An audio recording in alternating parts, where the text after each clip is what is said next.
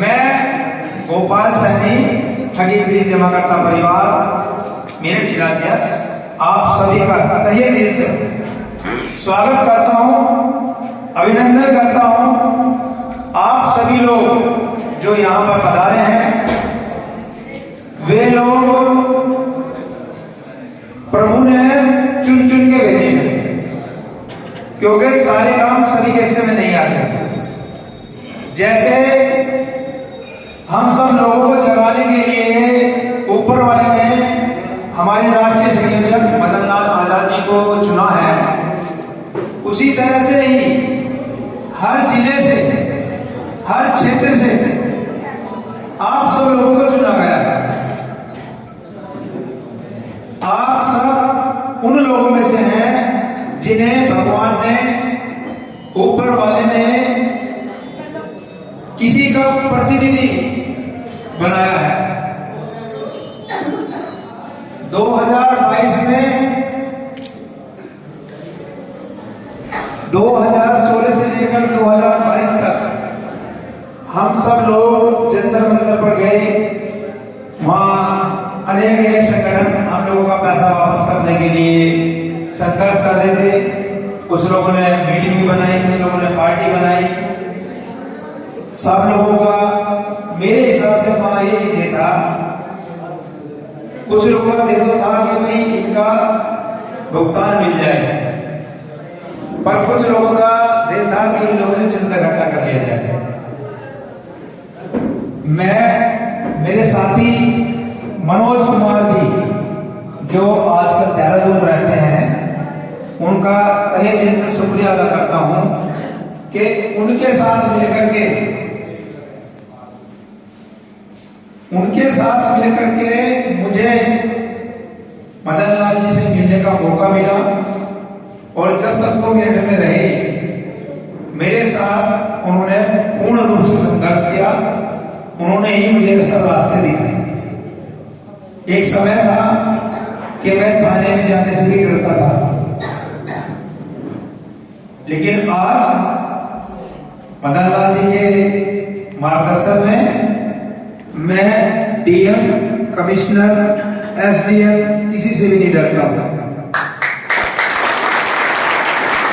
क्योंकि इनके मार्गदर्शन में मुझे पता लगा कि हमारा भारत संघ जो कानून है वो हमें हमारे हमारा भुगतान पाने के लिए ही बना है। और मैं अपने सभी साथियों से चाहूंगा कि वो इस कानून को बार बार पढ़ें, बार बार समझें, और जितना आप सब पढ़ोगे उतनी जानकारी आपको ज्यादा से ज्यादा मिलेगी।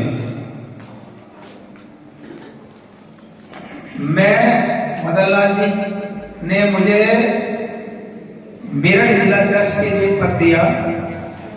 मैंने वो सहर्ष स्वीकार किया। मुझे उस बारे में कोई जानकारी नहीं थी, लेकिन धीरे धीरे मार्गदर्शन होता रहा। मीटिंग में भी गए, लखनऊ भी गए, दिल्ली भी गए, लेकिन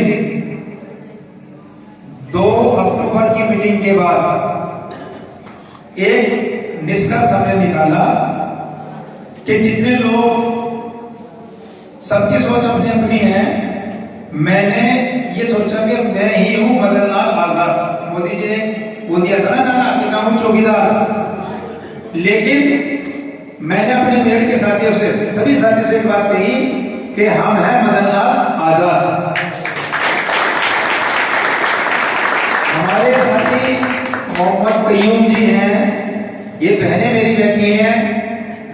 जिस दिन हम लोग पहली बार फार्म जमा करने के लिए गए, उन्होंने फार्म जमा करने से मना कर दिया, लेकिन मेरे कुछ और साथी थे, ये बहनें थी, ये उस दिन से ही, जिस दिन से हमने फार्म जमा करने शुरू करे हैं फरवरी 2022 से, ये लगातार मेरे साथ हैं।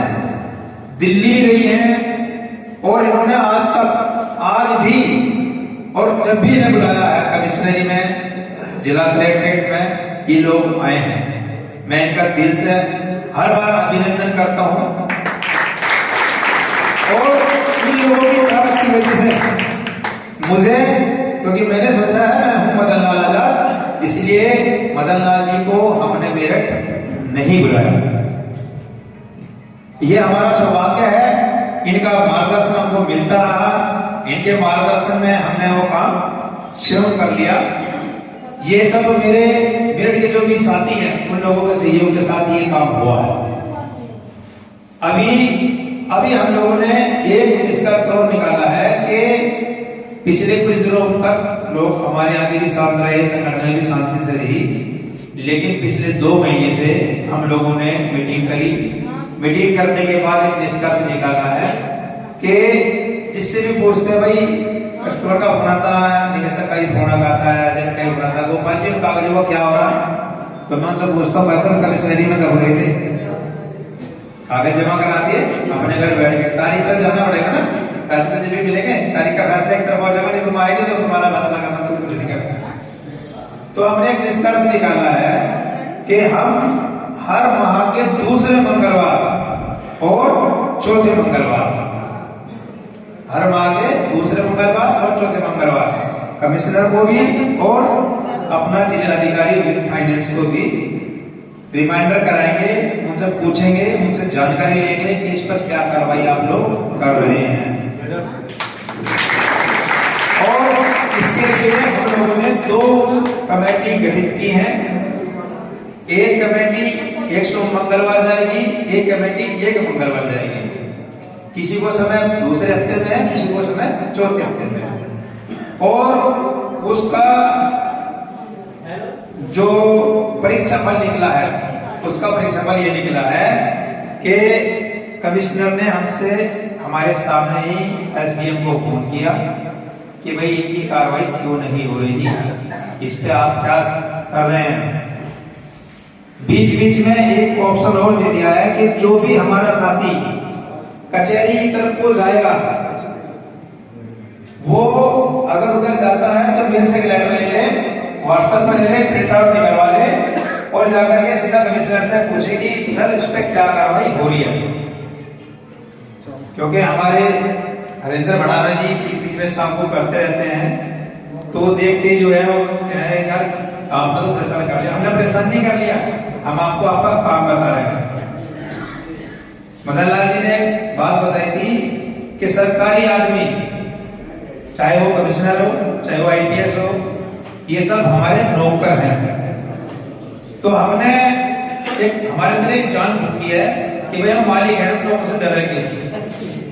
तो हमारा बहुत खत्म हो गया। लेकिन हम मालिक हैं, लेकिन हम मालिक इस तरह के, आप समझ रहे मेरी बात को, हम मालिक वो हैं जिसके नौकर को हमारी कमजोरी का पता। बहुत सारे होते हैं ना मालिक की कमजोरी का पता होता है, किसकी नस कहाँ है, वो उसे भगा नहीं सकता। तो उन नौकरों को हमारी कमजोरी का पता कि ये इकट्ठे नहीं हो सकते, ये कभी एक साथ नहीं आ सकते, कभी दोहा पे कभी चौराहा में डालते रहो, भगते रहो।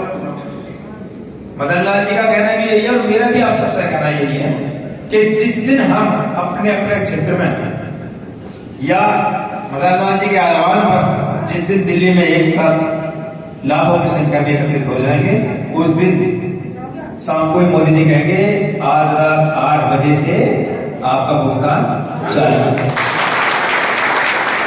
लेकिन हमें एकत्रित होना पड़ेगा।